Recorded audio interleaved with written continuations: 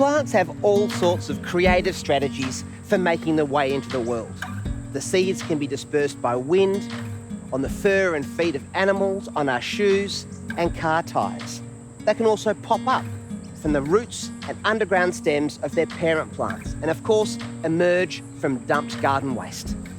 Sometimes what we plant in our gardens can unintentionally end up as weeds in local ecosystems. And in Australia, weeds are one of the top threats to biodiversity.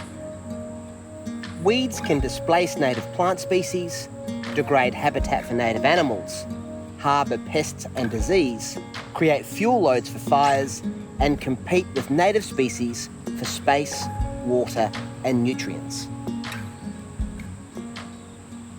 65% of exotic weeds in Australia started out as garden plants, and our gardens represent the major pool of future weeds in Australia, which means that we actually have a crucial role to play in stopping these potential garden escapees at their source by choosing other plants instead.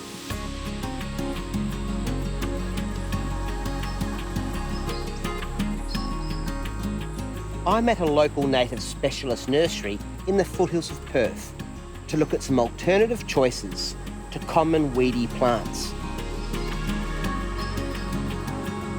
Dietes are native to the southern half of Africa and were introduced to Australia as a water-wise garden plant.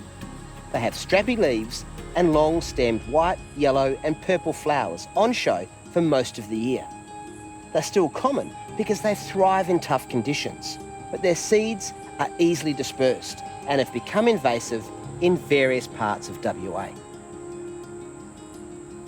Consider this as an alternative.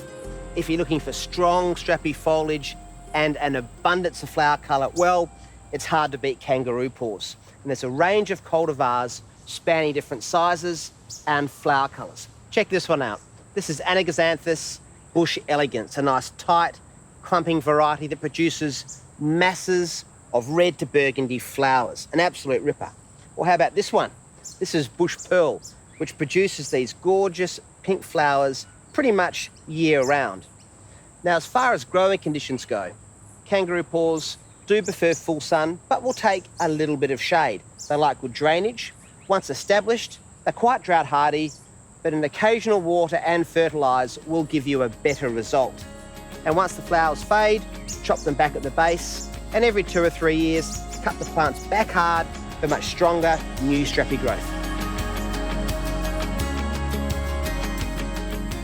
Agave Americana is a giant succulent native to southern USA and central Mexico. It's an environmental weed in Victoria, New South Wales, South Australia, Queensland and WA. Near the end of its life, it produces a giant flower spike up to 9 metres tall. After flowering, the plant dies, but not before producing numerous new sucker plants at the base, which can spread and take over an area. For a stunning WA alternative, how about a grass tree like this Xantheria presii, which is perfectly suited to the local conditions. And like the Agave Americana, it's got eye-catching foliage and produces a tall flower spike. But it won't die once that flower is finished. And the seeds are great cockatoo food. Now, these plants are slow growing. In fact, this one's a couple of years old. At full height, they can be 2 to 3 metres or more, and the same in terms of width. Thankfully, you can buy advanced specimens for transplanting. They range from small to medium ones to quite tall ones, and they can be pricey.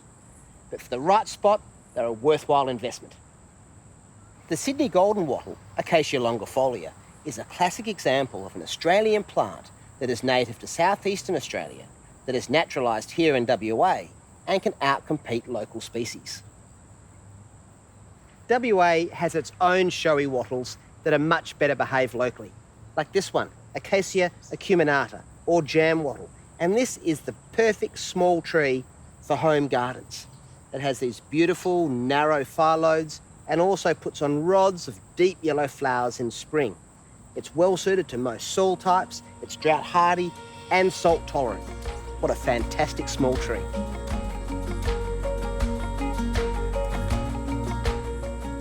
Next time you choose a plant, whether from a friend, a market, or a nursery, do your research to make sure that you're not unintentionally doing more harm than good. There are so many great local plants to choose from that won't add to the ongoing threat of weeds to Australia's biodiversity.